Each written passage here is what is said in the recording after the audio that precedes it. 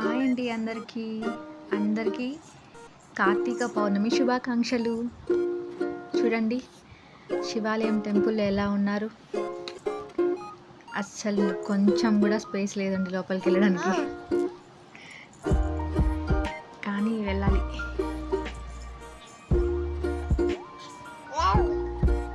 అవును వెళ్ళాలి. మా పాప కూడా చెప్తుంది. చూడండి ఎంత బావుందో. ఎంత బాగా పెట్టారో కదా దీపాలందరూ. చాలా మంది వచ్చారండి ఆ రోజు అసలు. ఎంత బాగుందో కదా చూడ్డానికి.